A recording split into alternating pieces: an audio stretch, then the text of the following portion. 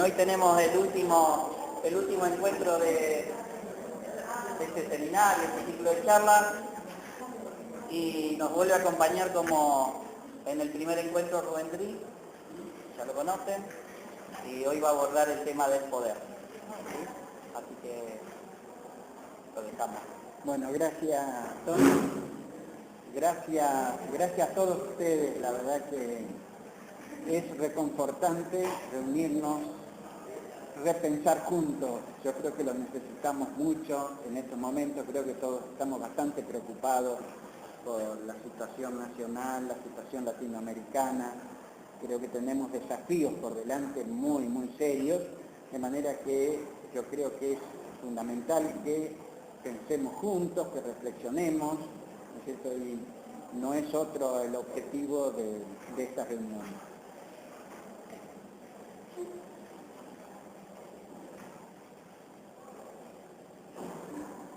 Se me presenta hoy realmente una coyuntura muy favorable para iniciar un poco las reflexiones sobre el poder. Me refiero al cambio que se hizo con la Secretaría de Cultura, que se la trasladó de la Recoleta a la Villa 21, Barracas, en la Casa de la Cultura de la Villa 21. De manera que podríamos poner como título de la Recoleta a la Villa 21. Y en la Villa 21 nos encontramos con dos actores sobre los cuales quiero reflexionar un poco, porque nos presenta la oportunidad de pensar precisamente el tema del poder, ¿no? Al hablar de los dos actores, me refiero por una parte a Cristina, nuestra presidenta y nuestra líder, y por otra parte al padre Pepe. El padre Pepe y al padre Toto, que estaban precisamente en la Villa 21. Porque precisamente ahí se encuentran, en la Villa 21, los dos proyectos populares, sobre los cuales yo vengo reflexionando desde la asunción de Bergoglio como Francisco I. El proyecto popular de la Iglesia, populista de la Iglesia, y el proyecto popular del movimiento popular, o sea, del kirchnerismo. Independientemente, digamos, hago una interpretación naturalmente del kirchnerismo desde lo que pretendemos que sea el movimiento popular, desde los sectores populares. Y esos dos proyectos se expresaron con dos categorías, con dos conceptos fundamentales: la categoría del milagro y la categoría de la política. Es decir, por una parte es un milagro, y es la interpretación naturalmente del padre Pepe, la interpretación que la podemos hacer nuestra también, por una parte, pero vamos a ver cómo es naturalmente, vamos a tener el ejemplo de la interpretación del concepto, ¿no es cierto? La interpretación de que es un milagro realmente de que la Secretaría de Cultura se traslade a una villa prácticamente, o sea, a la Villa 21.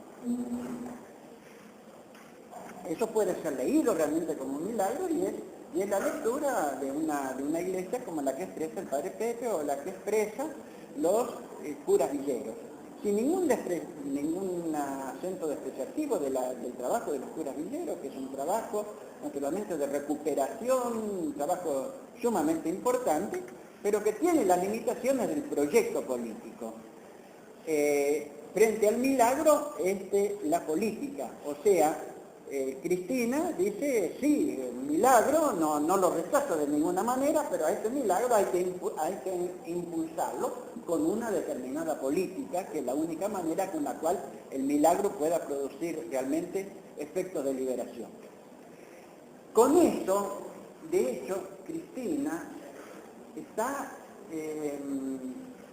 repensando, reinterpretando o haciendo actual un concepto que pertenece de hecho al proyecto, a los profetas más radicales del proyecto profético, Y me estoy refiriendo fundamentalmente al célebre segundo Isaías, de por allá del siglo VI, cuando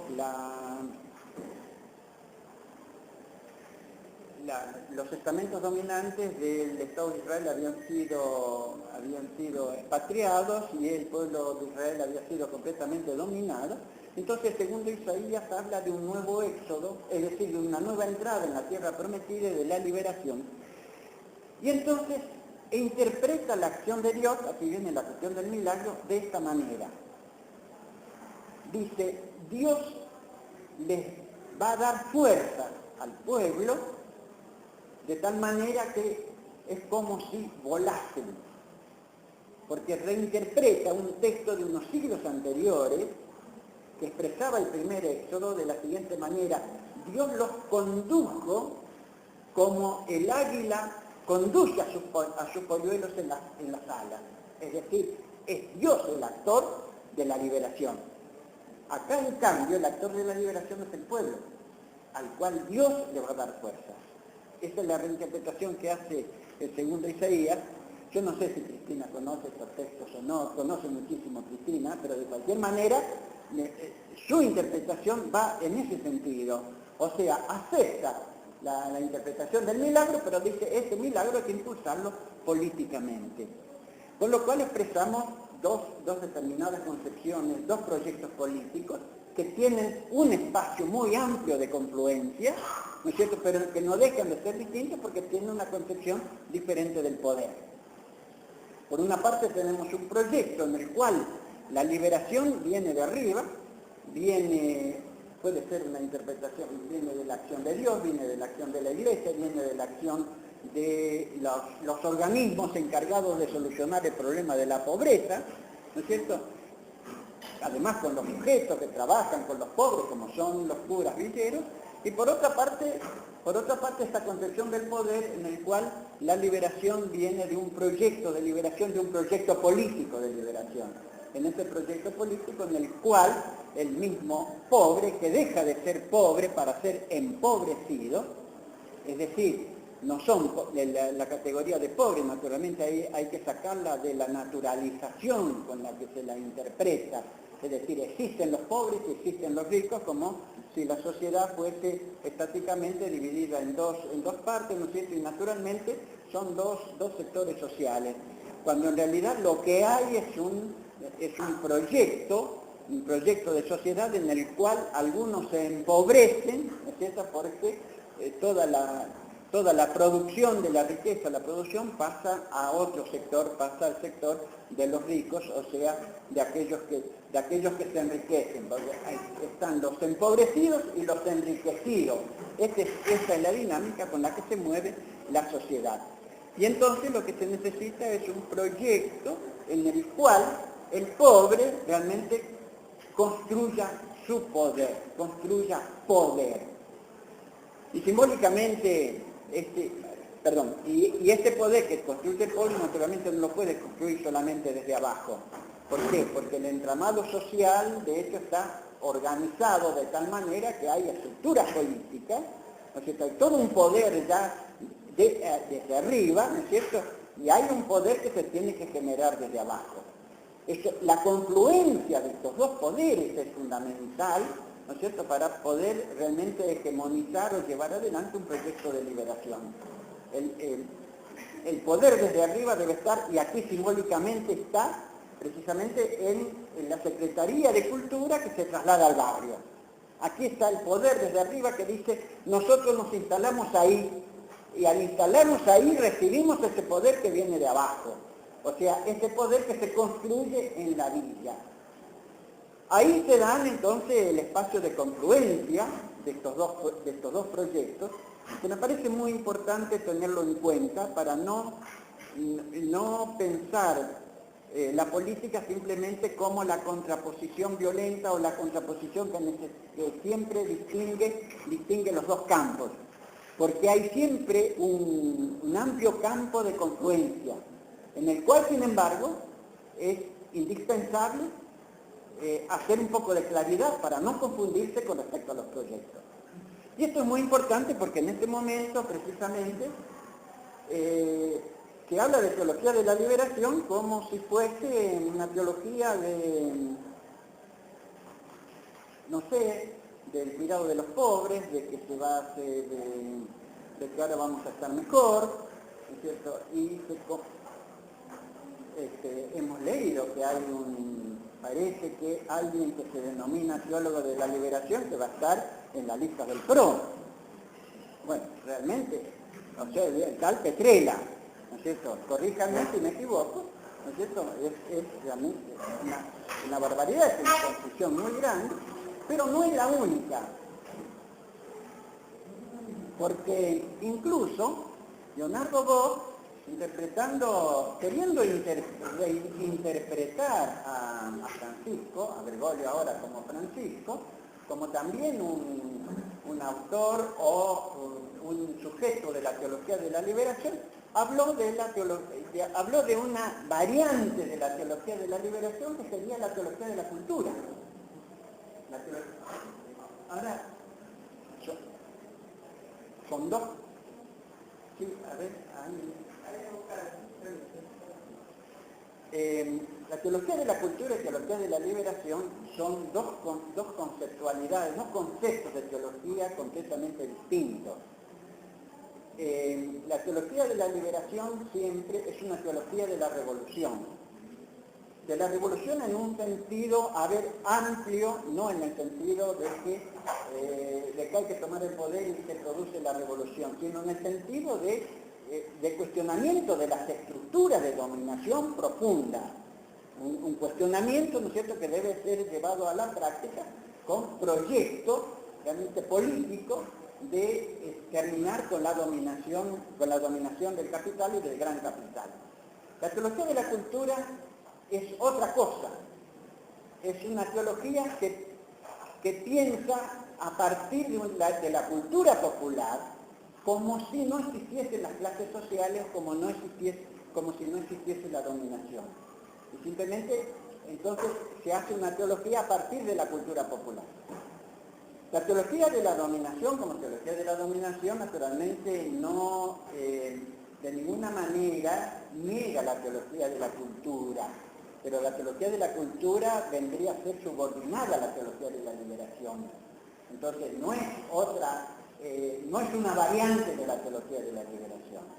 Pero que este es otro aspecto sumamente importante, ¿no es cierto?, para clarificar un poco las cosas, porque de aquí en adelante mejor dicho, ya hay bastantes confusiones, debido a que pasa lo siguiente para poder aclararme. Cuando hay un gobierno reaccionario, pensemos nosotros en la dictadura, las cosas son sumamente claras de qué lado hay que estar. O sea, se está de este lado, se está con los sectores populares en contra de la dictadura o en contra del gobierno reaccionario, o se está con el gobierno reaccionario. Cuando el gobierno deja de ser reaccionario y comienza a tomar medidas a favor del pueblo, ahí viene la confusión. Porque ahí ya las cosas no aparecen con la claridad, ¿no es cierto?, que aparecían en el primer momento. Y es cuando precisamente hay que afinar el análisis para ver realmente cómo se puede seguir actuando en un proyecto de liberación. Bueno, lo mismo nos está pasando naturalmente para releer, ¿no es cierto?, toda esta política también desde categorías cristianas, desde categorías teológicas, ¿no es cierto? ¿Por qué? Porque tenemos ahora un Papa que si antes lo podíamos ubicar bien en la reacción, ¿no es cierto?, ahora no lo podemos hacer de la misma manera, porque toma medidas con las que tenemos que estar de acuerdo. Si hace una gran convocatoria, ¿no es cierto?, por la paz en Siria, no podemos no estar de acuerdo, naturalmente que tenemos que estar de acuerdo. Si toma otras medidas, ¿no es cierto?, que favorecen, tenemos que estar de acuerdo, pero eso no nos debe llevar a confundir, ¿no?, sobre cuáles son los proyectos. Por eso creo que me parece que es más importante en este momento afinar un poco el análisis en ese sentido, ¿no? Que en último término, siempre nuestros análisis van a terminar con qué concepto de poder se tiene o qué proyecto de poder se tiene, ¿no es cierto? Porque ahí es en último término donde se juega la partida.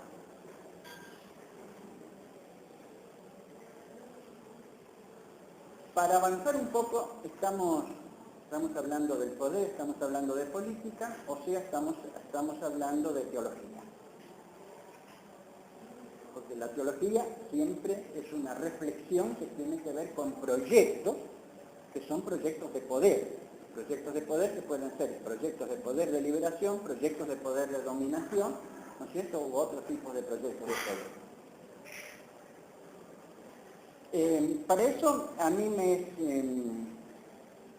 es muy fácil, o me viene bien, referirnos directamente a uno de los primeros proyectos de poder expresados claramente en el cristianismo primitivo. Me refiero a las narraciones de las tentaciones en el desierto, que están tanto en el Evangelio de Lucas como en el Evangelio de Mateo. Para mí fue un descubrimiento hecho hace poco tiempo, no hace mucho tiempo, que toda la problemática de poder que ahí está expresada, y toda la dialéctica del poder y el debate sobre el poder que ahí está expresado, pertenece a comunidades muy anteriores incluso al primer evangelio canónico que conocemos, que es el Evangelio de Marcos. El Evangelio de Marcos es por allá de la década del 70. Ustedes saben que a través del análisis crítico del mismo texto se ha descubierto que antes del Evangelio de Marcos existió un evangelio anterior, conocido ahora con el nombre de Evangelio Q, de la letra Q, debido a que quienes descubrieron esto fueron unos alemanes que le pusieron el nombre de fuente, o sea, Quelle, en alemán fuente, sería el Evangelio fuente, ¿no?, que sería anterior a los evangelios que tenemos en la actualidad, el Evangelio Q. Bueno, a este Evangelio Q pertenecen precisamente estas tres narraciones sobre las tentaciones en el desierto, las denominadas tentaciones en el desierto, ¿no? Estas tentaciones en el desierto en realidad constituyen un debate sobre dos construcciones de sociedad, dos teologías que tienen que ver a su vez sobre dos concepciones de poder. Una concepción del poder que está expresada siempre por el demonio, por Satanás, depende del texto, ¿no es cierto?, que expresa el poder de dominación. Vamos a fundamentar ahora eso. Y otro es la respuesta siempre de Jesús, que expresa una construcción desde abajo, es decir, un poder que se genera desde abajo. Para eso me voy a referir, el relato habla de tres tentaciones, me voy a referir a dos porque son en las que aparece esto con más claridad. La primera, el primer relato, tiene que ver con el problema económico, es decir, con el proyecto económico, y el tercer relato tiene que ver con lo político directamente, es decir, con el proyecto político y por lo tanto con el poder político, ¿no? El primer relato sustancialmente dice lo siguiente, ¿no?, que, bueno, Jesús ha ayunado por 40 días, no interpretemos literalmente, ¿no es cierto?, 40 días, parece que, ¿no es cierto?, ya, no sé si hubiese aguantado, es simbólico lo de 40 días, porque 40 años en el desierto del Éxodo, y así 40 días los números son simbólicos, ¿no? Pero sin duda se está expresando, ¿no es cierto?, de un momento de hambre de Jesús. Y por lo tanto viene la tentación del demonio que le dice, bueno, si eres el Hijo de Dios, haz que estas piedras se conviertan en pan, y aquí hemos solucionado entonces el problema. Y la respuesta de Jesús es: no de solo pan vive el hombre, sino de toda palabra que sale de la boca de Dios. Esa es la traducción literal. Ahora bien, acá, fíjense ustedes, hay dos proyectos contrarios de solución del problema económico. Y por lo tanto también dos proyectos de poder. Uno es el proyecto del demonio, o sea, el proyecto del dominador. En primer lugar, para el dominador, ¿cuál es el problema que tiene el pueblo? O sea, el que tiene hambre. El único problema es el pan, nada más. No hay otro problema. ¿Y cómo se soluciona el problema del pan? Con el superhombre, es decir, con el Estado, es decir, que le da el pan, es decir, con la asistencia. Pongamos nosotros Cáritas, ¿no? Sin desmerecerla, pero digamos como si fuese la solución, ¿cierto? Entonces, haz que esa piedra se convierta en el pan y se solucionó el problema. ¿Cómo lo solucionó? Fíjense, porque estos textos además son todos muy antiimperiales. ¿Cómo se solucionaba en este momento el problema en Roma? Con pan y circo. Pan y circo. Ahí está. Entonces, el problema se soluciona simplemente, ¿no es cierto?, dando de comer, o sea, asistiendo desde arriba. Por lo tanto, con ese poder, ¿no es cierto?, que está instalado, que está arriba, ¿no es cierto?, que tiene el poder de solucionar el problema del hambre. ¿Cuál es la respuesta de Jesús? No de solo pan, o sea, no. A ver, acá me acotaste completamente el problema, nada más que al pan, nada más, sino de toda palabra, o sea, de todas las palabras que salen de la boca de Dios. Ahora, ¿qué significa eso? Las palabras que salen de la boca de Dios. Siempre se nos interpretó que no solamente había que preocuparse de las cosas materiales, sino también de las cosas espirituales, incluso toda palabra que sale de la boca de Dios. Pero el texto es muy claro porque se refiere al Deuteronomio. El Deuteronomio es un texto escrito por allá por el siglo VI a.C. por círculos proféticos que reelaboran un concepto de sociedad bajo la monarquía tratando de que el monarca respete el pacto intertribal, ¿no? Y entonces, la constitución de esa sociedad estaba conformada por las 10 palabras de Dios. ¿Qué son las 10 palabras de Dios? Lo que nosotros conocemos como 10 mandamientos. ¿Qué son en realidad estas 10 palabras? Son la constitución de una sociedad en la cual no se roba, no se miente, no se asesina, etcétera, ¿no? O sea, una sociedad, ¿no es cierto?, donde se reconocen todos mutuamente. De hecho, era la constitución de la sociedad de tribus. Esa sociedad de tribus que se denominaba reino de Dios, el reino de Yahvé, el reino de Dios. Esa sociedad que finalmente fue derrotada por la monarquía, con David. Pero era una sociedad, más la denominaría comunismo primitivo, ¿cierto? En realidad no es exactamente exacto porque era un proyecto realmente de las tribus frente a las dominaciones que ellos habían padecido, ¿no? Entonces, el problema del hambre se soluciona con un proyecto de sociedad como el de la comunidad de tribus. O sea, con este proyecto de sociedad, naturalmente que surge desde abajo, o sea, con un proyecto político y por lo tanto, naturalmente con una generación de poder desde abajo. Está expresado precisamente por las 10 palabras de Yahvé, o sea, por lo que nosotros conocemos con el nombre de los 10 mandamientos.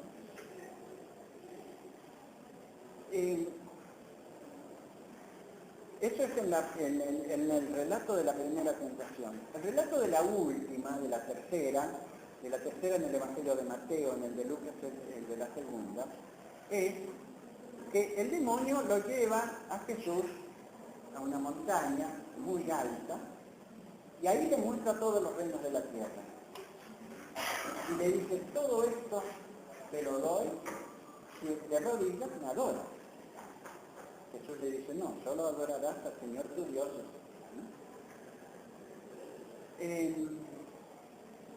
Aquí el tema de la primera tentación que hemos nombrado es un tema fundamentalmente económico, o sea, político-económico.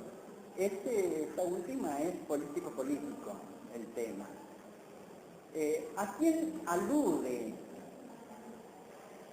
¿O a qué hecho que la política de aquel momento alude esta tercera tentación. Alude al emperador romano y fundamentalmente a Calígula, porque Calígula había establecido en primer lugar lo que en griego se conoce con el nombre de prostínesis, es decir, la adoración al emperador, porque el emperador era el Hijo de Dios, ¿no? Entonces, por eso el demonio dice, si te arrodillas, si te rodillas me adoras. Es decir, aquí se trataba precisamente de la adoración al poder imperial. Y por otra parte, Calígula distribuía los reinos del mundo, ¿no es cierto?, a quien le placía. Por eso, entonces, el demonio le dice, yo, con el poder que tengo te puedo dar todos estos reinos. Este es el absoluto poder de dominación. Pensemos nosotros hoy y nos vamos, ¿no es cierto? O sea, puede distribuir, puede distribuir el poder, etc. Entonces, y Jesús le dice, no, adorarás todo al Señor tu Dios. Pero el Señor, ¿cuál es el Señor Dios aquí de Jesús? Es el Dios en el pueblo.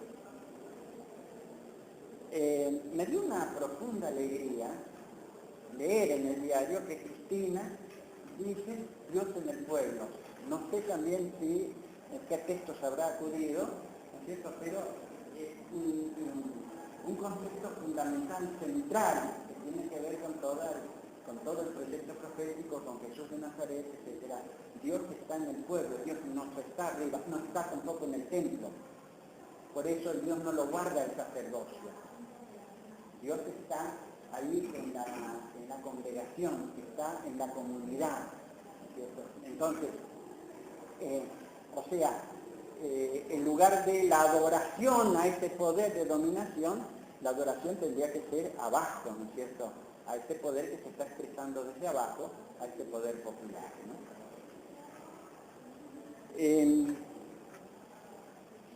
No son los únicos textos, naturalmente, que tenemos de los evangelios donde hay reflexiones sobre el poder y reflexiones profundas sobre el poder. Insisto sobre esto porque parece que hablar de teología o hablar del cristianismo y hablar de poder es hablar dos cosas completamente distintas. En todo caso, es una especie de traición que se hace tanto la teología como el cristianismo. Recordemos que cuando, ya ahora en la narración de Marcos, cuando Jesús, después de construir su movimiento, enfrenta a los poderes en Jerusalén, ahí se produce el debate sobre el poder. Es decir, el texto evangélico ahí relata las concepciones de poder que había en aquel momento entre los mismos componentes del movimiento de Jesús. Había un debate interno entre los componentes del movimiento de Jesús. Porque evidentemente había entre esos componentes había quienes venían del movimiento del Bautista, quienes venían del celotismo, o sea, venían de otras vertientes, ¿no es cierto? Y lo que simbólicamente se narra como en boca de Santiago y Juan, que le dicen a Jesús, bueno, ahora que vamos a tomar el poder. ¿Quién se siente a la derecha y quién a la izquierda? Están diciendo, bueno, ahora vamos a ver cómo nos repartimos el poder, ¿no? Y Jesús le dice, ustedes se equivocan completamente porque ustedes están pensando en el poder de dominación. Tienen que pensar al revés, en el poder como servicio. Les voy a insistir un poco en esto porque parece también que el Papa, no me refiero a Francisco I, sino a la figura del Papa, siempre los papas se llaman siervos de los siervos de Dios, ¿no? Parece que son los que tienen el poder como servicio. En realidad ahí lo que hay realmente es un enmascaramiento realmente de un poder de dominación, ¿no? Jesús está hablando en serio, ¿no es cierto?, del poder como servicio, es decir, de una función que se cumple, ¿no es cierto?, en función del pueblo, en función de la sociedad. Por eso termina, de hecho, este debate de la siguiente manera: los últimos serán los primeros, pero no ejercerán el poder como lo ejercen los primeros. Aquí hay una doble revolución. primero los últimos serán los primeros, no está hablando aquí de los últimos saberes en sentido moral, está hablando en sentido sociológico. Los últimos son los campesinos, especialmente empobrecidos, de todo el pobrerío, esos son los últimos. Estos van a tener el poder, o sea, eso se está hablando de una revolución muy profunda, donde está hablando de los estamentos sociales. Estos van a ser los primeros, estos van a tener el poder, pero no van a ejercer el poder como lo ejercen los primeros. O sea, no van a ejercer el poder como poder de dominación, sino que lo van a ejercer poder como servicio, ¿no? Es decir, como quien sirve. El servicio es la duleia o la diaconía. El servidor es el dulos o el diácono, pero el dulos es el esclavo. Aquí hay un sentido muy fuerte, es decir, así como el esclavo sirve al Señor, es así como quien ejerce el poder lo va a ejercer en la sociedad, es decir, un servicio realmente, ¿no? Entonces, ese poder de dominación.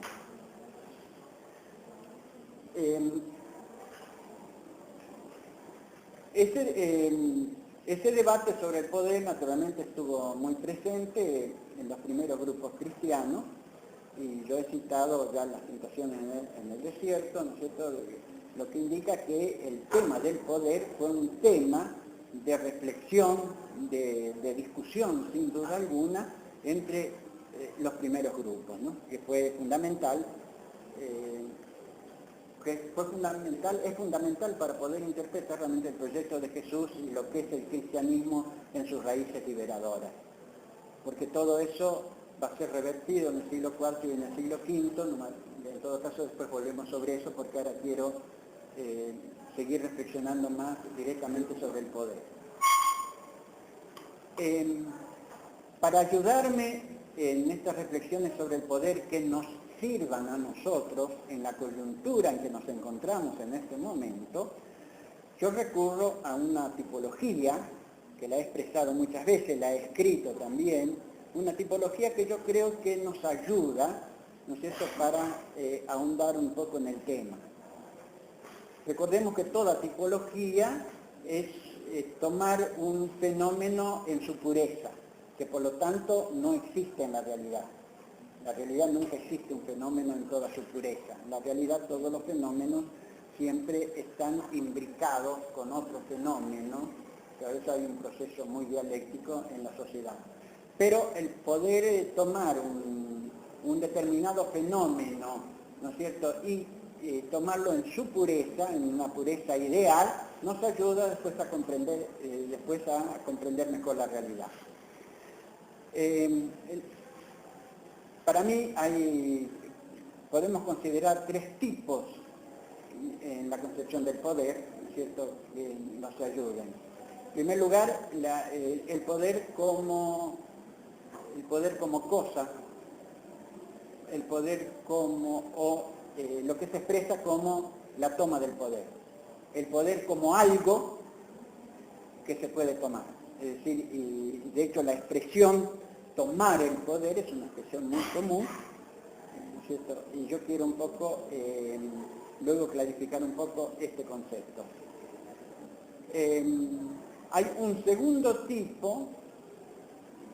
En este primer tipo hay una concepción que yo diría positivista, de hecho, del poder, ¿no es cierto? El poder sería una especie de cosa, como algo, ¿no es cierto?, que está en un determinado lugar y que por lo tanto se puede ir a tomar, se puede ir a agarrar, ¿no?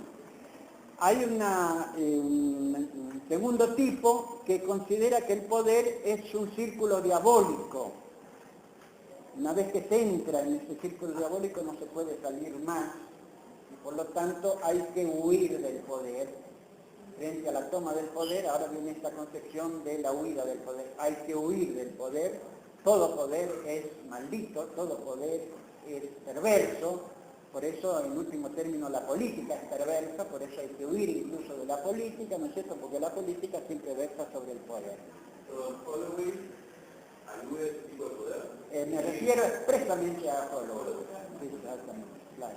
Que tiene que ver con una dialéctica que es la dialéctica negativa, ¿no? La dialéctica negativa, después en todo caso ahondamos un poquito en esto.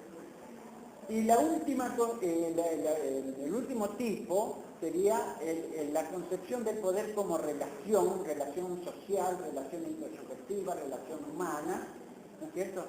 Que se expresa como construcción del poder, es decir, el poder se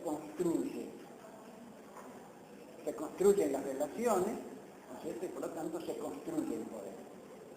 Yo creo que estos tres tipos nos pueden ayudar porque después, naturalmente, una vez que tenemos los tipos, después tenemos que, naturalmente,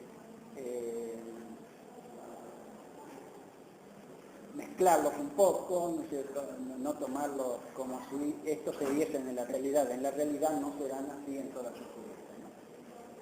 La concepción la primera concepción, la de la concepción de la toma del poder, creo que es una concepción bastante clara, y es la concepción en general que nos ha guiado por mucho tiempo en nuestros proyectos populares, proyectos de liberación, ¿no es cierto? Pues siempre hemos hablado de la toma del poder. Y cuando se habla de la toma del poder, en la imaginación uno dibuja un poco, por ejemplo, la marcha del Che Guevara hacia, en primer lugar hacia Santa Clara y después hasta Cuba, o la larga marcha ya de Mao Zedong, ¿no es cierto? Naturalmente primero hay que construir el instrumento, es decir, el partido político, la organización revolucionaria, los militantes profesionales, como yo decía Lenin, ¿no es cierto? Y finalmente ir y tomar el Palacio de Invierno, por ejemplo, en la Unión Soviética, ¿no es cierto? Lo que después va a ser la Unión Soviética, ¿no? Bueno, Santa Clara, como yo ya he dicho, ¿no es cierto? Es decir, por lo tanto, ¿qué es lo que hay que hacer? Primero organizarnos como un cuerpo, realmente con un partido, etcétera, que esté encargado de tomar el poder, ¿no? Esta concepción tiene sus aspectos positivos, hay que aclararlo, pero esta concepción tiene déficits muy graves que se han mostrado después, ¿no? ¿Por qué?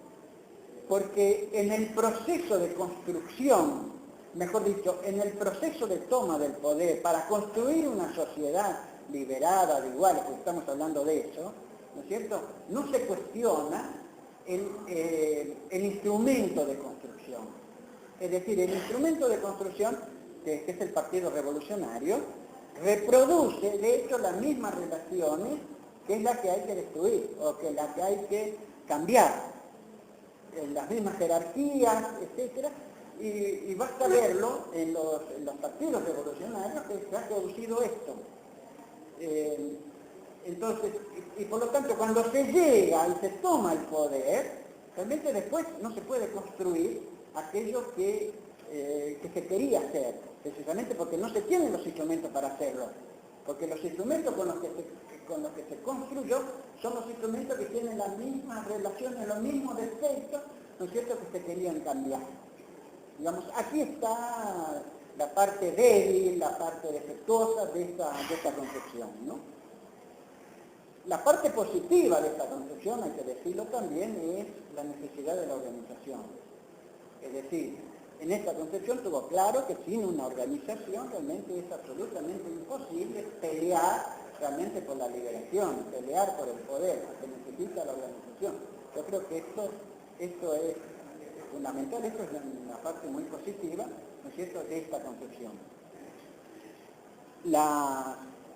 Lamentablemente, ahí donde esta concepción ha triunfado, en general, quiero dejar aparte Cuba, ¿no es cierto? En todo caso, después lo podemos hablar también, porque no es que no quiera criticar a Cuba, la vamos a criticar también, pero la vamos a hacer desde adentro, no desde afuera, ¿no? Pero en general han fracasado, ¿no es cierto? Y de hecho los denominados socialismos reales, etcétera, ¿no es cierto? Es esto, precisamente, ¿no? Una vez que Gramsci lo tenía bastante claro esto, porque Gramsci dijo que primero había que construir la hegemonía, ¿no es cierto? La hegemonía era precisamente construir la nueva sociedad, donde la construcción de consenso era la construcción de ese poder popular, ¿no es cierto?, que era fundamental fundamental, ¿no es cierto?, para transformar la sociedad. Porque una vez que se ha llegado arriba, después de hecho hay que construir la economía. ¿Y cómo la podés construir la economía cuando estás con un poder de dominación, de hecho? Bueno, frente a estos fracasos, el fracaso no solamente del socialismo real, tenemos que hablar de nuestros fracasos, ¿no es cierto? O sea, de los intentos que hemos hecho en la década del 60, del 70, que a la hora de fracaso no estamos de ninguna manera renunciando a toda la lucha que se ha hecho, etcétera, que la recuperamos, la reivindicamos completamente, ¿no?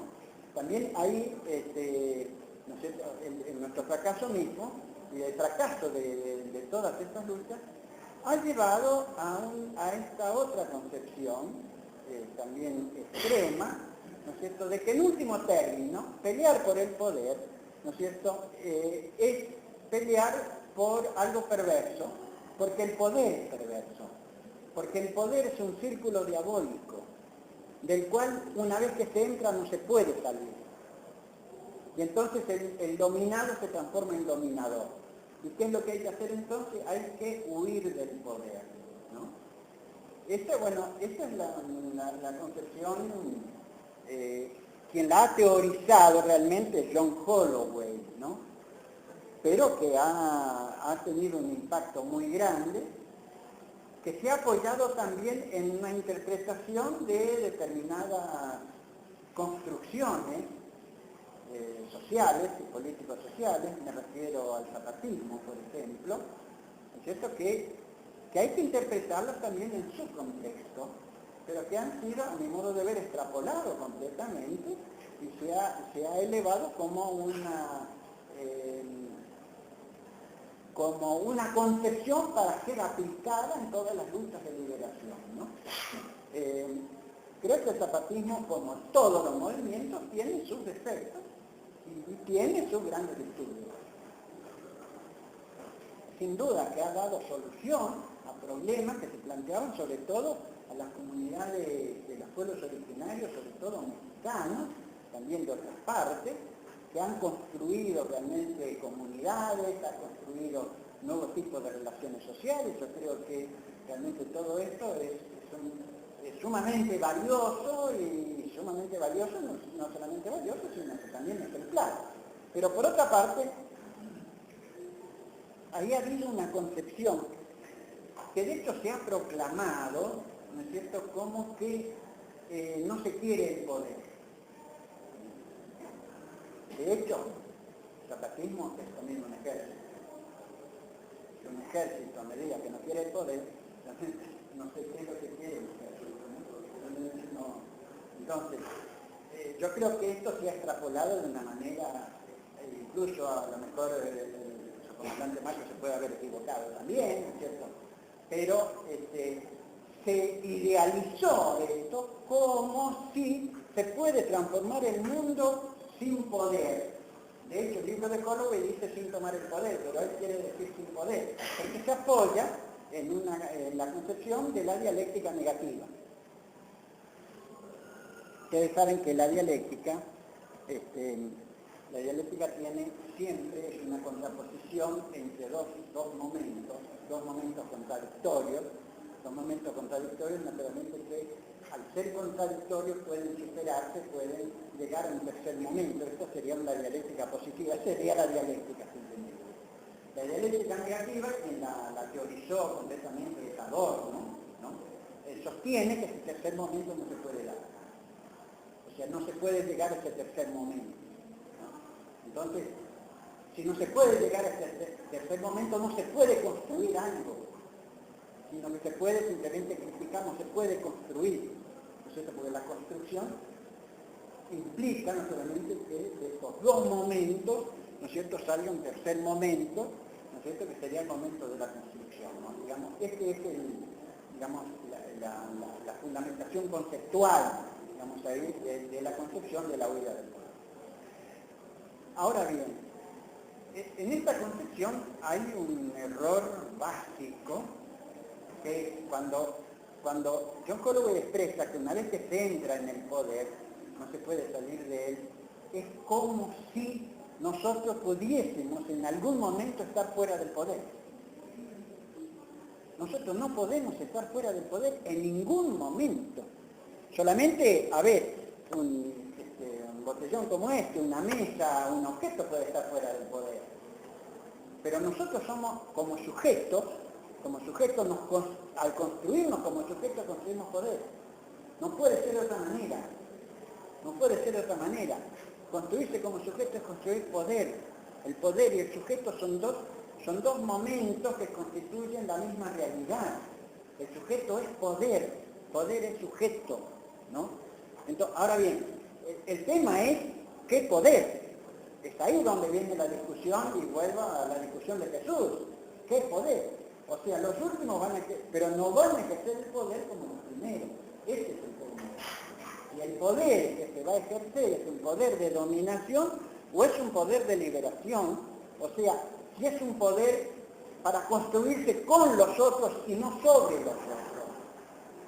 Siendo así que nunca, por otra parte, va a ser un poder completamente horizontal. De cualquier manera, ya vuelvo un poco sobre eso.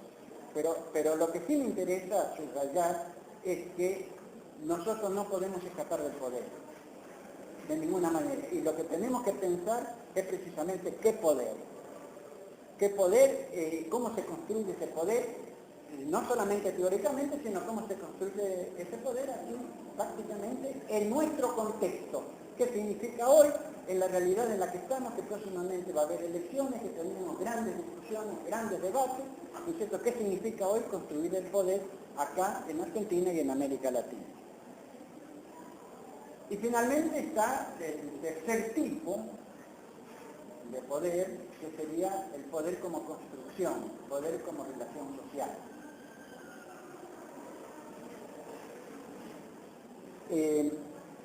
Acá pensamos precisamente el poder como la relación que se establece entre los seres humanos. Y nosotros desde que nacemos estamos en relación. Las relaciones nos constituyen. Hay una de las tesis sobre Feuerbach de Marx que es fundamental, ¿no? Que dice el hombre es un entramado de relaciones, es un ensamble de relaciones sociales. Se ha traducido generalmente como conjunto de relaciones sociales. La traducción correcta es ensamble de relaciones sociales. O sea, nosotros estamos constituidos por este ensamble de relaciones sociales, relaciones que nos constituyen y a las cuales nosotros constituimos. Es decir, nosotros estamos condicionados por estas relaciones y nosotros, a su vez, a partir de estas relaciones, a su vez, reactuamos sobre esas relaciones. En la relación social que se establece siempre hay una relación de poder. En este momento hay una relación de poder entre ustedes y yo. Yo estoy ejerciendo un poder sobre ustedes. Esto es así porque no puede ser de otra manera. Y cuando uno de ustedes me hable, está ejerciendo un poder sobre mí. Eso no puede ser de otra manera. Esto es así. ¿No es cierto? Entonces, el problema es simplemente qué tipo de poder estamos ejerciendo. O sea, a ver, si yo estoy ejerciendo un poder simplemente de dominación o un poder que es un servicio. Estoy cumpliendo en este momento porque ustedes mismos me lo han pedido. Es decir, hemos hecho un contrato en el que ustedes me piden que yo los ayude a reflexionar sobre esto. Entonces, este es un poder entonces de servicio. Entonces, y el mismo poder de servicio hacen ustedes cuando me replican, cuando me preguntan, cuando hacen otra observación, cuando hacen otra reflexión. Y esto lo hacemos siempre. Esto se lo hace en la familia, se lo hace en el aula, se lo hace en el sindicato, se lo hace en el partido político, se lo hace en el barrio, se lo hace en la asamblea, se lo hace en todas partes. Es decir, todas las relaciones sociales son relaciones de poder. Por lo tanto, lo que hay que preguntarse precisamente es qué tipo de poder estamos construyendo, ¿no es cierto? ¿En qué sentido nosotros construimos poder? Las discusiones sobre el poder acá se agudizaron mucho a partir del 2001. En el 2001, con el desastre que significó la implementación a rajatabla del neoliberalismo, realmente la sociedad quedó completamente descuartizada, es decir, prácticamente desapareció todo centro de poder y el poder quedó desparramado realmente entre los individuos, ¿no es cierto?, que trataban de unificarse de alguna manera conformando lo que fueron las asambleas, los movimientos, etc. Y ahí es donde se agudizó enormemente el tema del poder, con una concepción muy negativa de lo que era la política. En ese momento realmente se rehusaba todo lo que era político,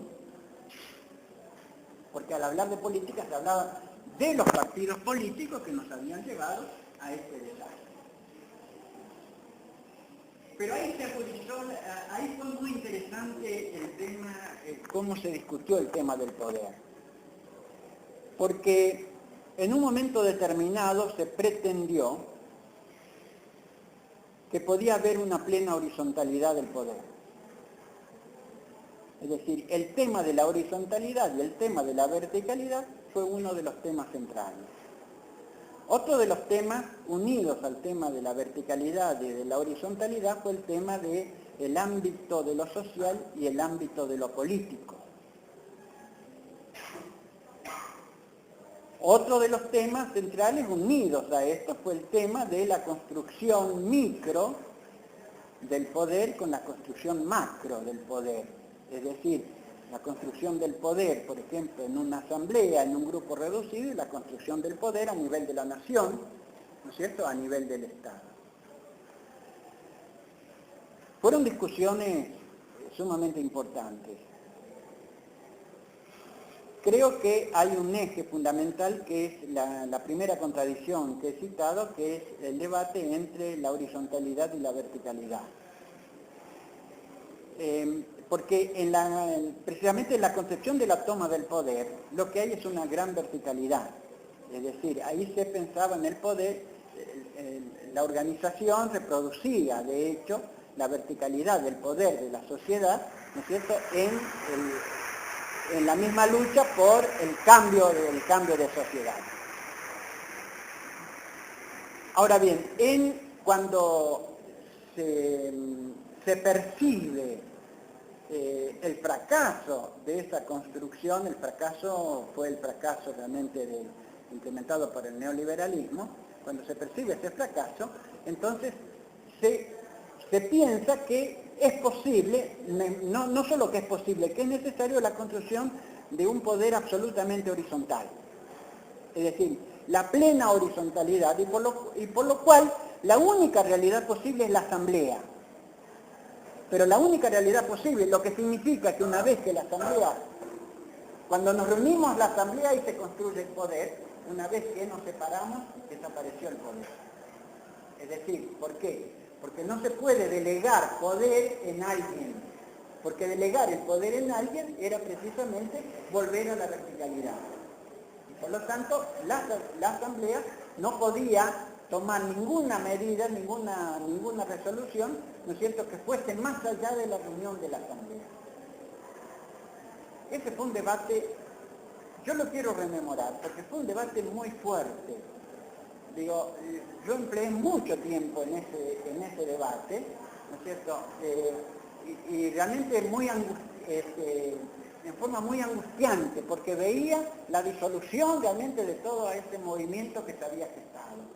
Y en último término se disolvió ese movimiento, precisamente porque en último término triunfó esa concepción de la huida del poder y con otra concepción, que es la concepción de Negri. Fueron dos autores muy de la época, Tony Negri y John Holloway.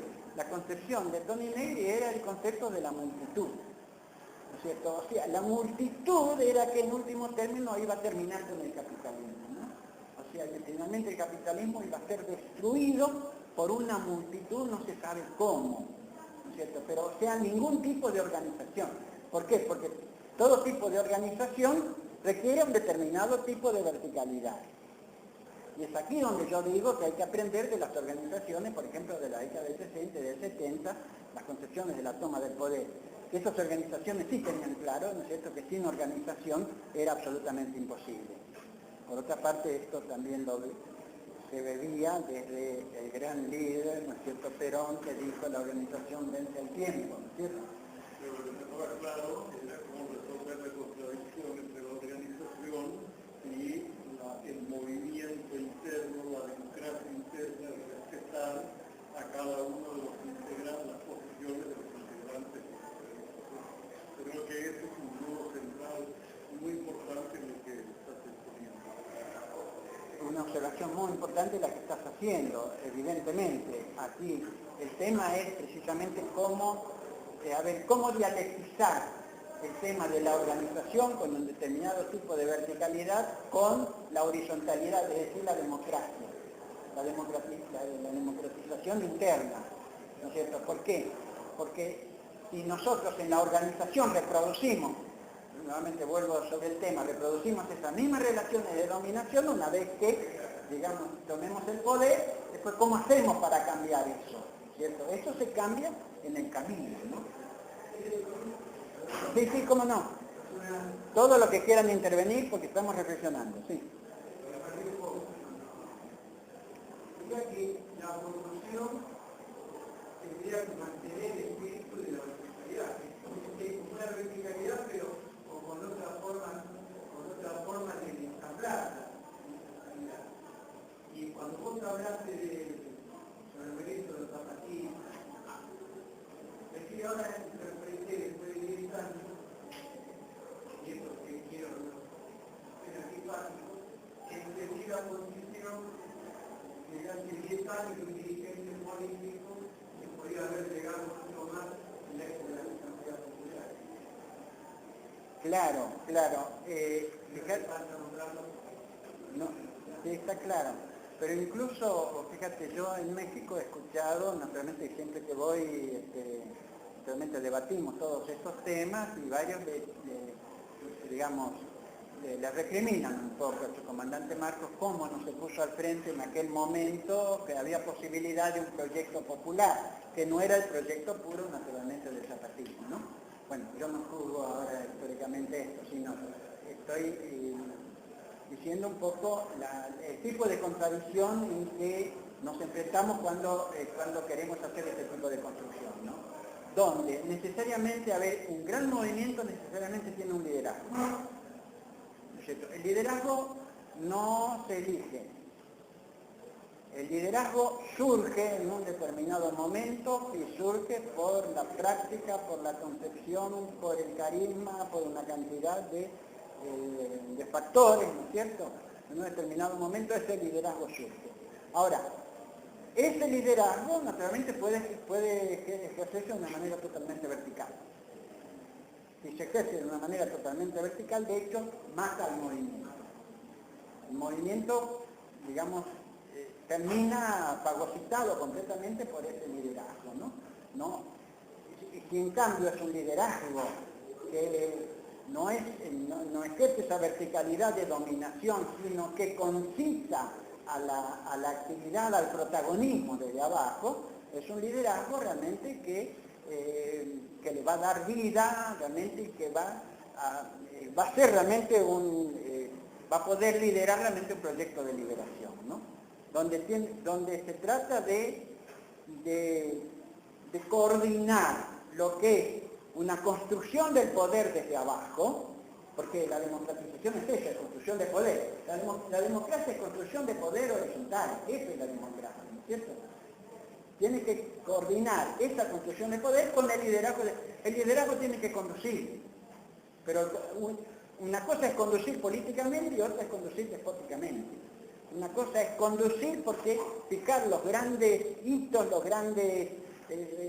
la dirección que debe tener un movimiento, naturalmente eso lo fija el liderazgo, pero después tiene que haber un protagonismo popular, en el cual incluso la dirección del liderazgo tiene que consultar a la base, ¿no es cierto? Es decir, pero la base tiene que ser protagonista, y por lo tanto tiene que participar activamente, participar en el debate, participar en la discusión y participar en la construcción, ¿no? Sí. Entonces, digamos que ahí lo que se plantea plantea entonces en la necesidad de cómo en cuenta realmente está pasando en la villa. Donde en la villa, realmente los villeros, los habitantes de la villa, van a tener voz, van a hacer sus reclamos, ¿no es cierto? Y ahí se va a generar ese poder, entonces, y esa combinación de esos dos momentos que es fundamental en la construcción de los nuevos proyectos latinoamericanos. Sí. Puede ser que tanto el Holloway como el Nigris y el movimiento zapatista está muy metida el modernismo, el movimiento postmodernista, y cuáles serían los límites de eso. Pero puede ser porque cuando hablaba acerca de esa construcción, ¿no? del antipoder, de la huida del poder, parecía que hay un pensamiento muy Sí, todo el pensamiento posmoderno yo lo considero pensamiento de la derrota, ¿no? De la derrota. Es que aquí circuló mucho, a través sobre todo fundamentalmente del pensamiento francés, no solo, yo me refiero a pensadores como Derrida, por ejemplo, también como Deleuze, pero también un italiano como Bátimo, por supuesto Fukuyama, ¿no es cierto?, ya en Norteamérica, ¿no es cierto? Todos estos pensamientos son pensamientos que están en un ámbito general que es el ámbito de la derrota, y se parte de la aceptación de la derrota. Porque todos estos pensadores, todos de una u otra manera estuvieron conectados, de hecho, con el marxismo.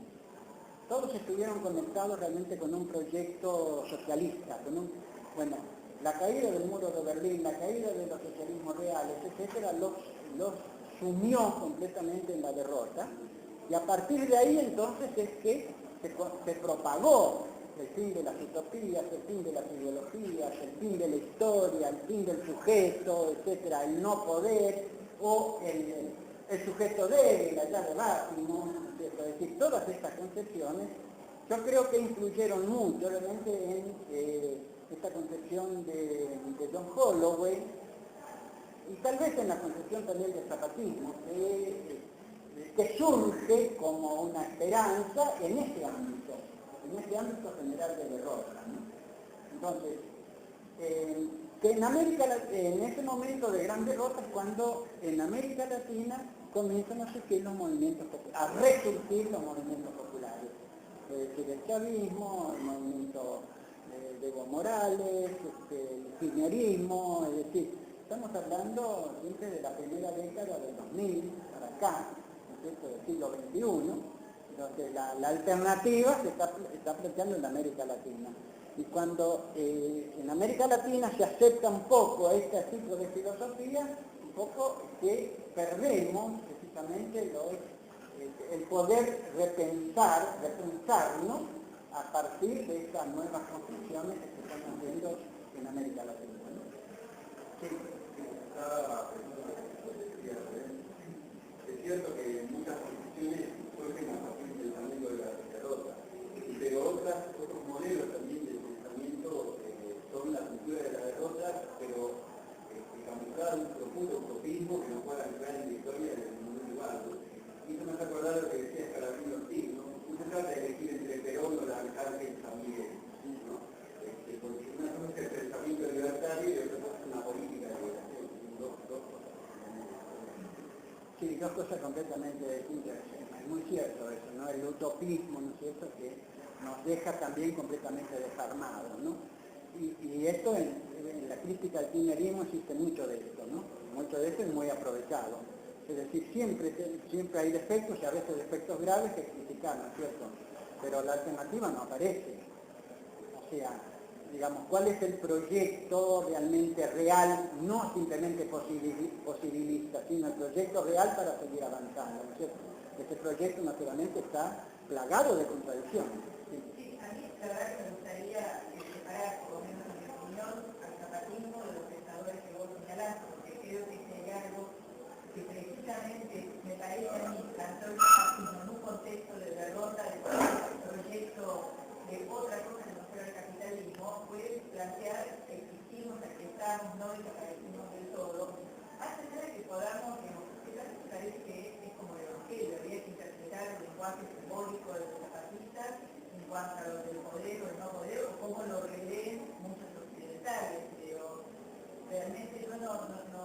pondría todo en el mismo paquete, hasta la misma expresión de basta de fuerza real y material que implica tener un ejército que está obedeciendo a la comunidad, digamos, pero que también plantea un ejercicio hasta de poder material.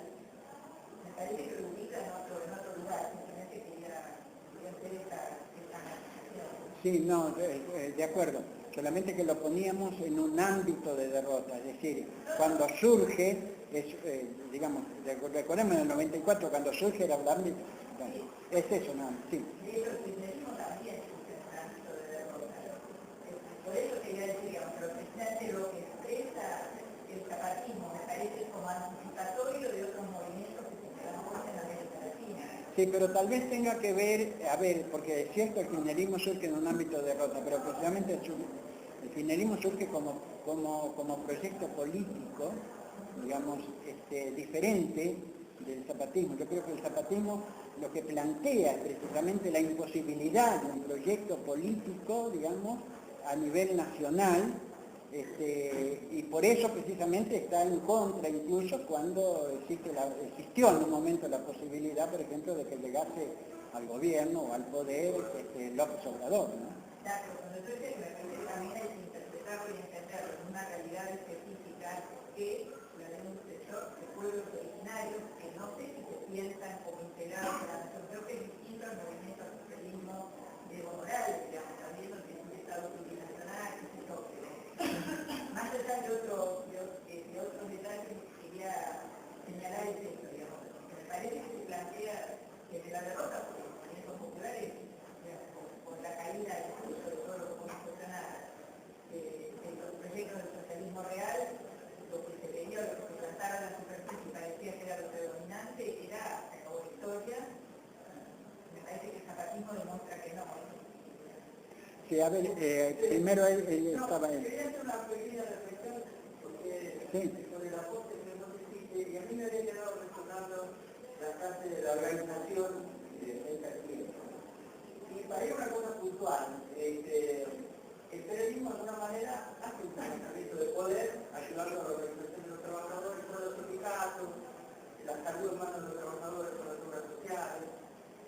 Ahora, esto se construyó, se fue construyendo un poder en sí mismo, se han organizado y perdieron el honor, igual algo en los conjuntos lo cogió un eslabón y perdimos. Es un punto para reflexionar, ¿no? Para estar enojado, no, ¿qué pasó? Sí, bueno, el tema que estás planteando es un tema sumamente complejo, ¿cierto? De la construcción que se hizo en el peronismo, ¿no?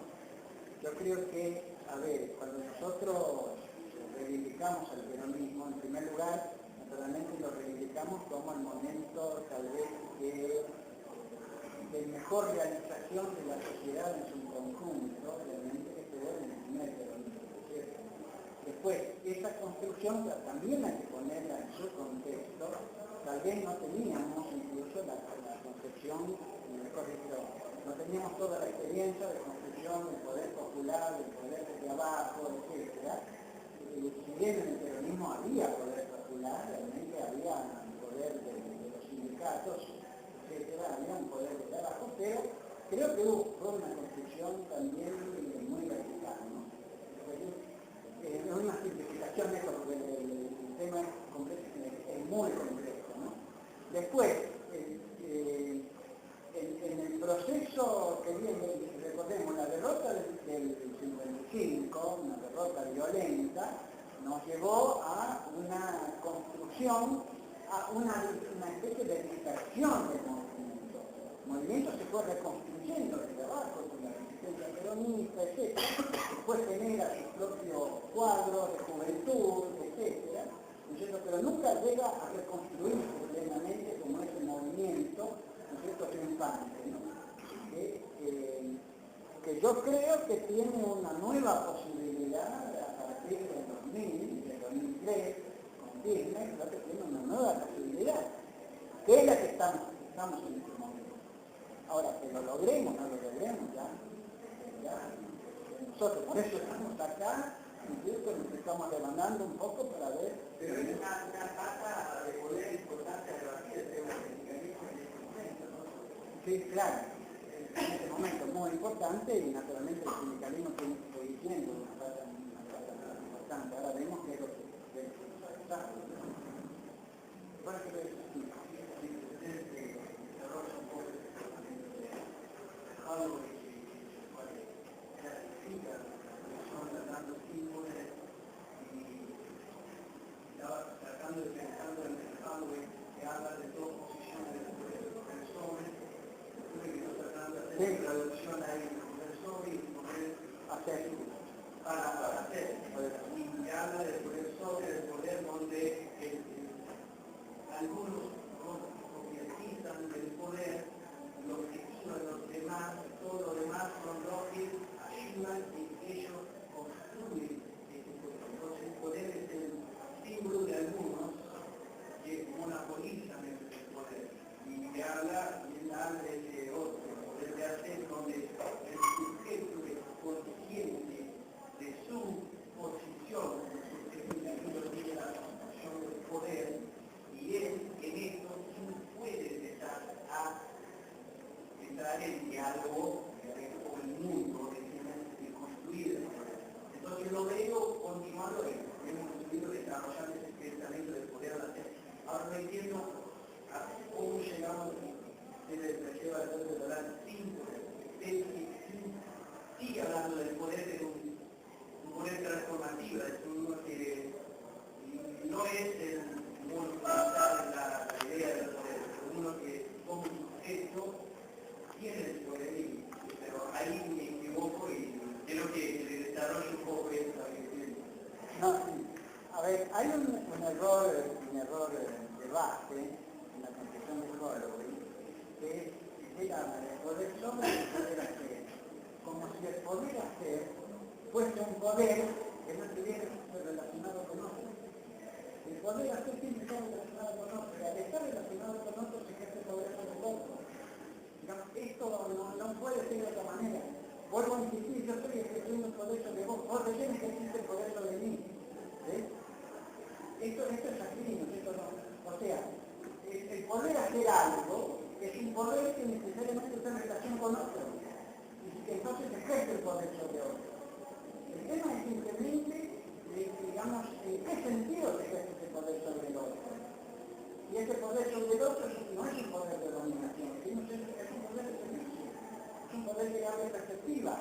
Como yo te abro perspectiva para que vos me repliques, y vos me replicaste, a mí me hace replicar de vuelta lo que estoy diciendo, ¿no? Entonces, yo creo que hay cae en ese error, ¿no es cierto?, que separa las cosas, como si el poder hacer, ¿no es cierto?, fuese un poder independientemente de la relación que establezco con otro.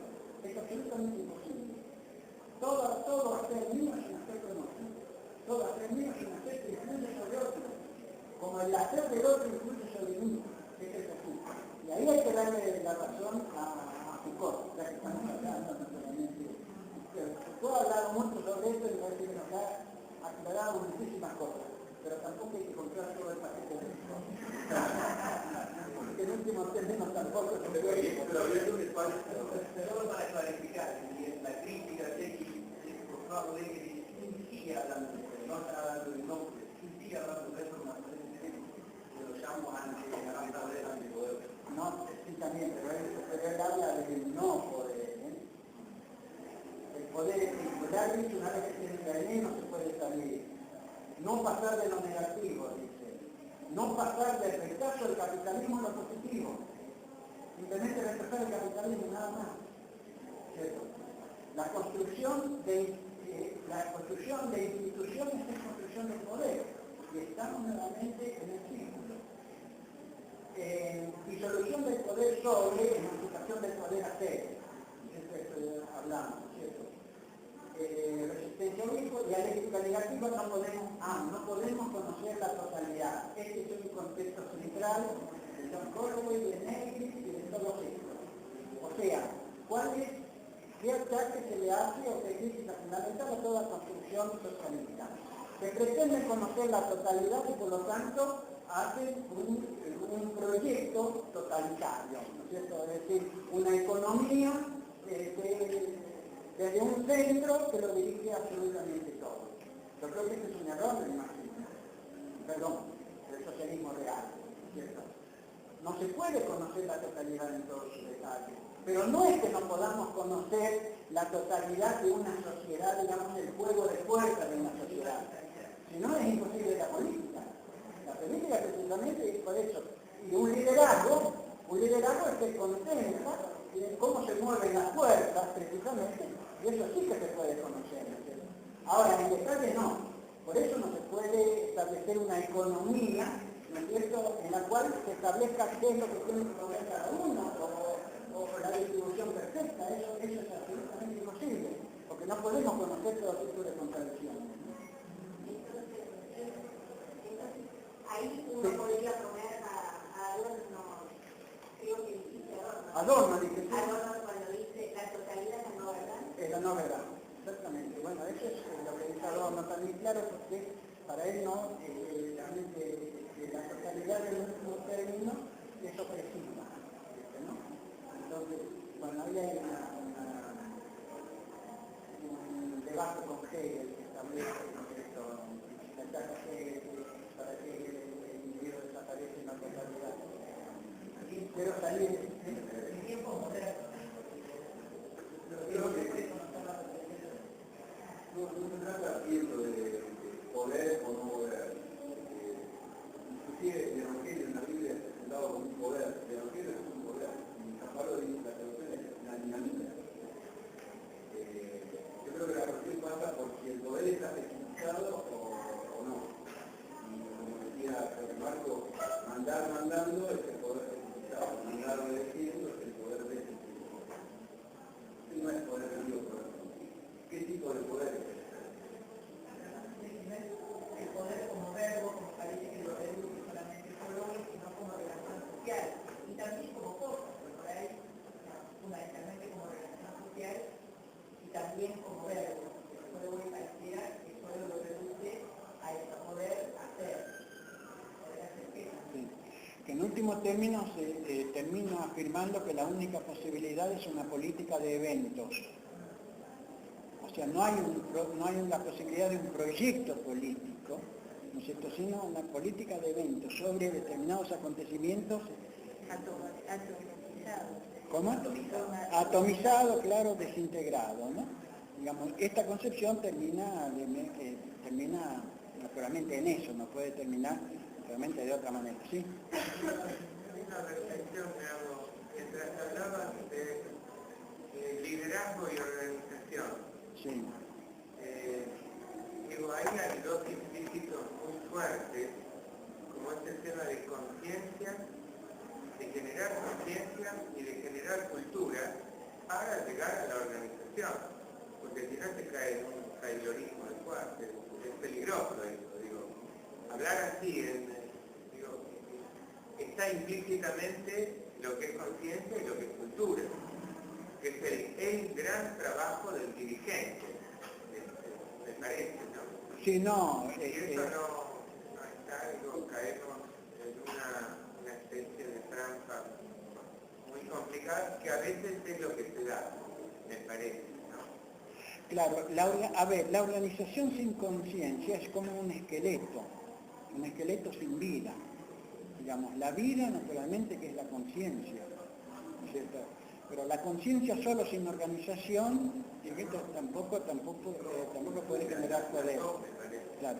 Por eso yo decía de las organizaciones del 60 y el 70, recuperar fundamentalmente eso, ¿no es cierto?, de que realmente tenían claro, ¿no es cierto?, que sin organización, ¿no es cierto?, no se puede realmente construir poder, ¿no es cierto? Pero la organización, sin conciencia, realmente la organización es como un esqueleto, ¿no? Digamos, son dos momentos. Por eso que, a ver, hay que trabajar mucho sobre las estructuras, sobre la organización, etcétera, pero muchísimo sobre la conciencia. A ver, porque pensemos ahora en lo siguiente. Nosotros no solamente estamos pensando, a ver, en el proceso de liberación argentino, sino que estamos pensando en el proceso de liberación latinoamericana. Pensamos en la patria grande. En la patria grande ya, por suerte, estamos avanzando en la conciencia y en la organización. porque ya existe UNASUR, existe Mercosur, con todas las deficiencias, ¿no es cierto? Existe la CELAC, existe el ALBA, estos son como, a ver, como el esqueleto, digamos así, son la parte material, ¿no es cierto?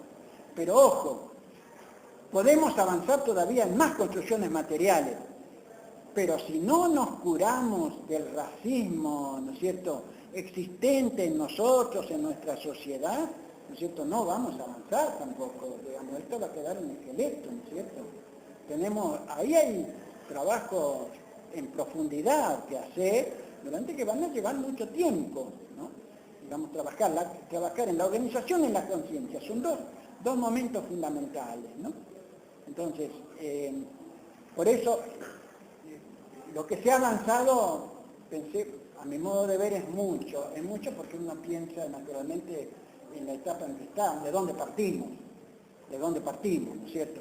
Pero lo que falta realmente es muchísimo para que realmente podamos pensar nosotros en la patria grande latinoamericana, donde ya no nos veamos simplemente como enemigos unos de otros, ¿no es cierto?, sino que nos veamos realmente como formando parte de una gran familia que sería la familia latinoamericana, ¿no?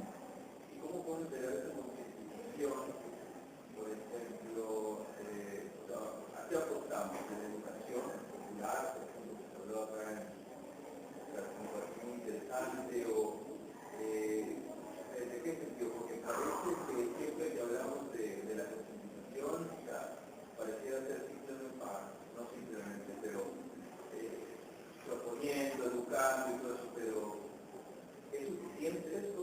¿O tenemos que pensar, no sé, otras posibilidades, otras formas? No sé, a mí siempre me deja ahí como siempre esa confianza del ser humano total, no sé, no me convence. Es como, no por eso no confío en el ser humano, ¿no? No, sí. Apuesto por el ser humano, yo soy ser humano, pero siempre, por ejemplo, en eso que hablaste de lo interior que tiene uno, ¿no? O sea, uno, en el sentido cristiano, uno realiza una conversión. ¿Cómo se debe esa conversión real en el sentido?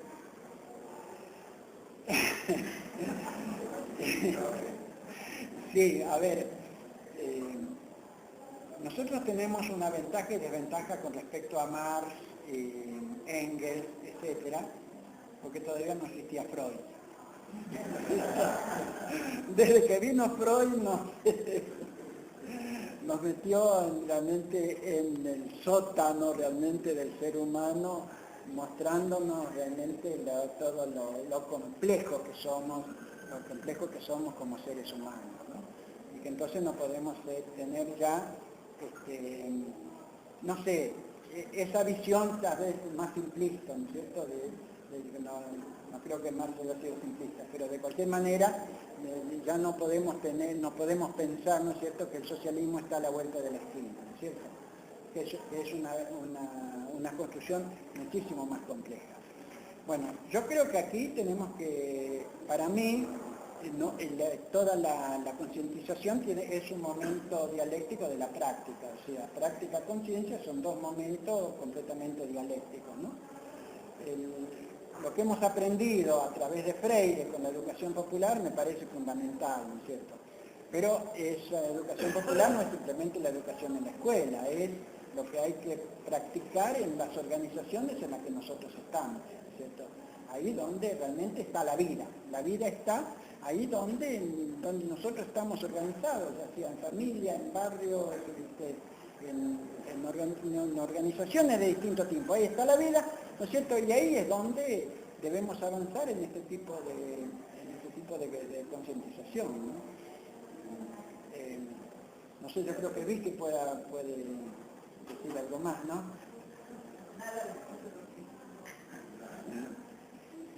Sí.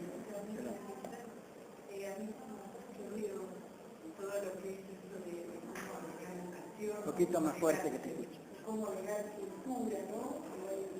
En esto de la concientización. Yo creo que quizás ayuda pensar no tanto en cómo agregar educación o agregar cultura, si no lo quiera, sino cómo promover procesos de descolonización cultural, descolonización pedagógica, no más porque tenemos que ayudar a sacar que es lo que tenemos que ayudar a poner. Abajo hay algo distinto. Perdón, yo como me hago cargo porque metí la palabra cultura, por eso, no, pero cuando dije cultura, lo que entendía era cómo armamos el cultivo, no enciclopedias más de las que tenemos, cómo armamos el cultivo en la línea de lo que es un planteo de conciencia para lograr una auténtica organización. Porque a mí me parece que la cadena, para llegar a la organización, si no se pasa por conciencia y no se llega a un caldo de cultura ancho en función de esa conciencia, es imposible que pueda redundar el bien de una auténtica organización. Eso es lo que... Pero no en el sentido de más, no sé para dónde tomará el secretario de Cultura, que sí me interesa el tema este. Yo voy a este punto, de cómo armamos una línea de caldo de cultura en función de estos valores. A ver, una cosa, ¿no? Que me parece que tiene que ver con lo que Rubén dice de praxis y conciencia, ¿no? Me parece que en el ir haciendo hay que ir construyendo esa conciencia en el abajo, ¿no? No es un momento primero esto y después esto, sino no, volvemos a la discusión de antes, primero hay que formarnos, después hay que hacer, no, que vivimos y en la iglesia todo el tiempo, sino que es una cosa que va junta, que va unida, ¿no? Y me parece que, ¿cómo hacemos para que lo que vamos logrando se haga carne y se haga, que uno se lo apropie, y la gente que recibe aquellas cosas que se van logrando, se vaya apropiando eso, vaya siendo consciente de eso, y no solamente sea consciente, sino que lo defienda y que lo haga suyo.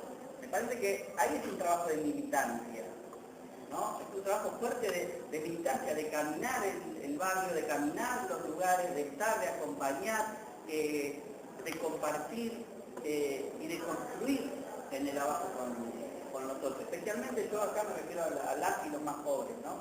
Me parece que bueno, la Secretaría, para mí es un paso importantísimo. Ahora, si esta Secretaría de Cultura que va a la villa no va acompañada ahora de un proceso de concientización que empezó porque los que hicieron ese lugar fueron los mismos villeros, que eso hay que tenerlo en cuenta, los obreros que construyeron eso fueron los mismos villeros. ¿No? Pero si eso no pasa a un trabajo de concientización en toda la villa, que ese lugar es de ellos y que ese lugar hay que cuidarlo y hay que defender, eso es el proceso de concientización. Y yo creo que muchas veces nuestros procesos populares o de movimientos nacionales, a veces nos falta construir conciencia, ¿no? Hacemos un montón de cosas, pero no construimos conciencia. Entonces, viene cualquiera con un discursito más o menos, como ahora parece Massa, con un discursito más o menos, y borra de un plumazo un montón de construcciones. ¿Por qué? Porque no hay conciencia. Porque no hemos trabajado en la conciencia del pueblo, porque no hemos con el pueblo, no es imponerle cosas al pueblo, así de arriba para abajo, sino en construir con ellos, ¿no? Que eso que se va logrando, esas medidas que se fueron tomando y que fueron positivas, esas medidas sean apropiadas también, ¿no? Por el pueblo. No sé, Rubén, me parece. Me parece que una cosa que digamos a cada persona que está diciendo que se ocurre, ¿no? Que la única, o sea, esto de construir con los otros, crear conciencia, pero a la vez que la práctica replique, porque esto es práctica, no necesita escuchar de eso. Digo, me parece que es muy importante pensar que hay una cosa que se llame vínculo o conocida, pero tiene que ver con el afecto. Que tiene que ver con esto de que nos construimos para todos y nos sentimos parte, y la palabra sentir el afecto, son cosas que en general están como bastante más vistas, de otra época, digamos, ¿no? Pero me parece que el hacer tiene que haber un sentir con, digamos, ¿no? La conciencia y eso del afecto que, bueno, no sé, cuestión de vida para adelante, porque aparece uno lo otro, y yo quiero más, tengo más, mi hijo, el otro, qué sé yo qué, también se desmorona todo. Está dentro nuestro, que también sobre una lucha de hombre que sea. Lo que Alejo hablaba el otro día de la ternura como principal elemento teológico, ¿no? Me parece, y eso es teología, cuando Rubén habla de práctica y conciencia, esta es la teología de la liberación, ¿no? La reflexión en la teología de la liberación es el momento segundo. No es primero formarme y después, no. Es primero el hacer, y en el hacer camina, en el hacer reflexión, y vuelvo a hacer, y vuelvo a reflexionar, pero no solo, sino con otros, porque es una teología que se hace con otros. Creas en Dios o no creas, es una teología que se hace desde la ternura, ¿no? Entonces, me parece que pasa por ahí. Claro, cuando hablamos de conciencia no estamos hablando de algo intelectual meramente, ¿eh? La conciencia es muchísimo más amplio que eso. Es también lo preconsciente, también lo inconsciente, todo lo afectivo, todo eso tiene que ver con la conciencia, ¿no? Digamos, para no caer no queremos caer de ninguna manera en un intelectualismo, ¿sí? Sí. Habla por lo Más fuerte.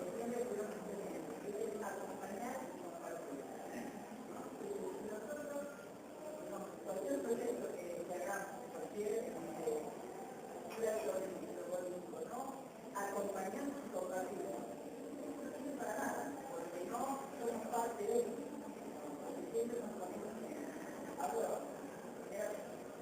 Yo me pongo afuera para dar noticias, yo acompaño con pasos, realmente soy parte, ahí porque me parece que estamos creando conciencia de todos. Pero me parece muy importante lo que dijiste vos del tema de la descolonización. Aún en los barrios más populares, más pobres de Argentina, la colonización no pasa por lo que acompañamos y compartimos nosotros, sino porque acá Pablo Guarita, un montón de cosas que vienen de afuera, que no es la misma. El insulto por ahí, en la misma sectora de la vida, puede ir con nosotros y lleva.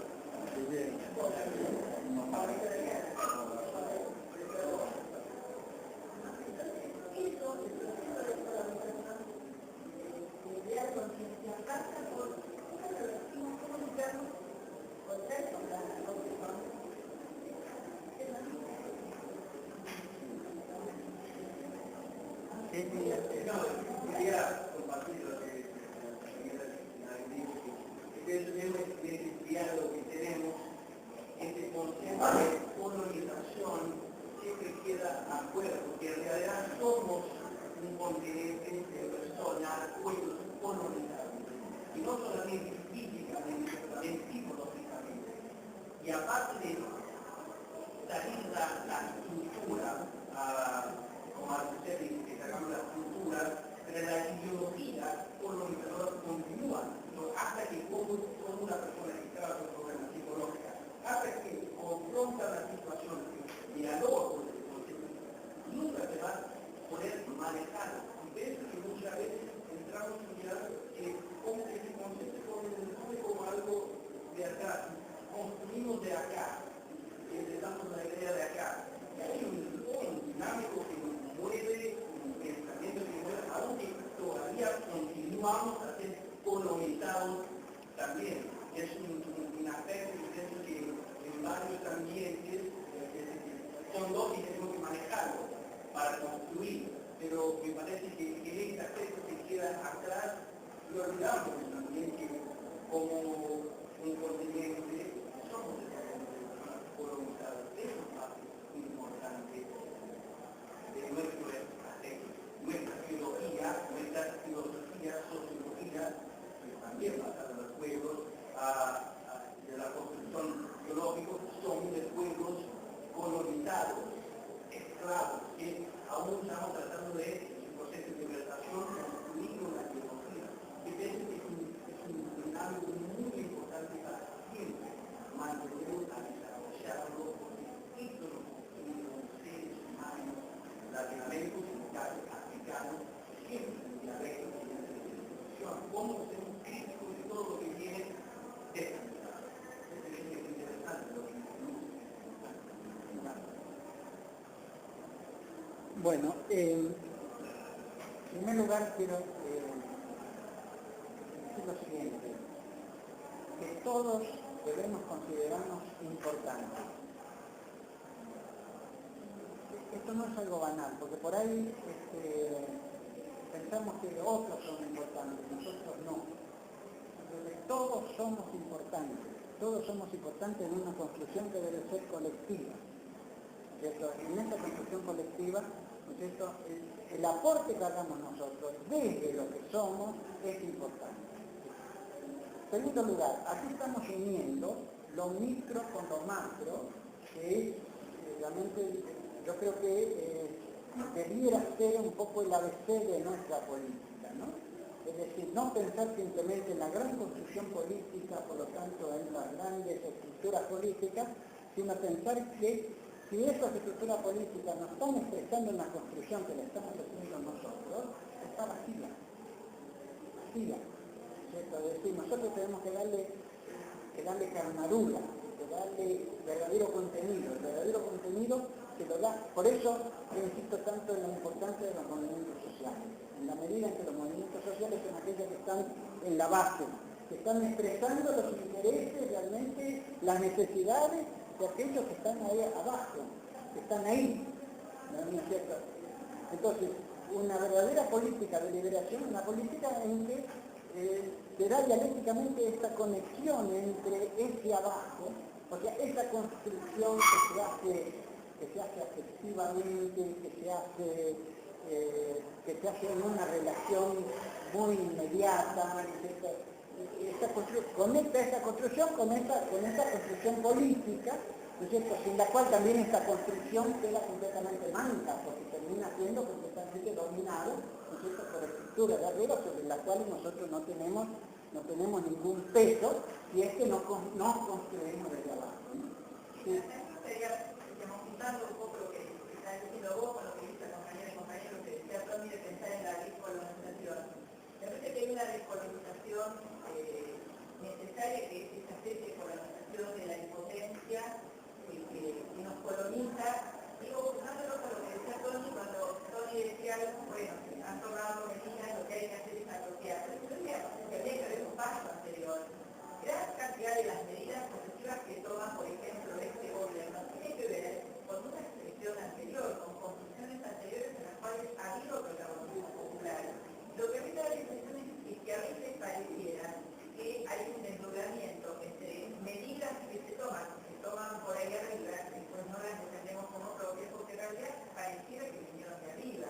Y en realidad hay una construcción anterior. Me parece que eso es parte de la descolonización también que nos hace falta. Sí, completamente de acuerdo. Creo que ese es me parece, vuelvo sobre el tema, me parece que es uno de los grandes temas que tenemos en América Latina, no solo en Argentina, sino en América Latina. El problema que tiene Venezuela, el problema que tiene Bolivia, el problema que tiene Ecuador, el problema que tiene Brasil, etc. ¿no? Es esa construcción desde abajo, ¿no es cierto?, con el arriba, con la dirección política, ¿no? Esta construcción desde abajo que debe tener todo eso de que se habló, tiene que tener afectividad, es decir, lo que nosotros construimos en nuestras relaciones personales debemos verlo como parte de esta gran construcción. Me parece que esto es fundamental. Porque si no es así, tampoco no vale la pena seguir peleando, ¿no es cierto? Porque estamos peleando para tener mejores relaciones entre nosotros, eso es. Entonces, o sea, queremos tener una sociedad en la cual la relación entre nosotros sea una relación lo más horizontal posible, de reconocimiento mutuo, etc. ¿no es cierto? Bueno, esta es una construcción, naturalmente, que hay que hacerla en un proceso. Y por eso, vernos a nosotros como importantes en esta construcción. Me parece que esto es uno de los temas centrales, yo creo que tenemos que estar convencidos de esto, ¿no? Porque de esta manera también vamos a poner todas las filas. Estamos en un momento difícil, es decirlo con claridad, estamos en un momento difícil, un momento en que la derecha se está rearmando muy fuerte, en que estamos recibiendo golpes muy fuertes, ¿cierto? Y que tenemos que tratar de solidificarnos más en la construcción política, ¿no es cierto?, poner todo de nuestra parte, que realmente podamos enfrentar los grandes desafíos que nos están presentando en este momento. Bueno, Por mí, muchas gracias.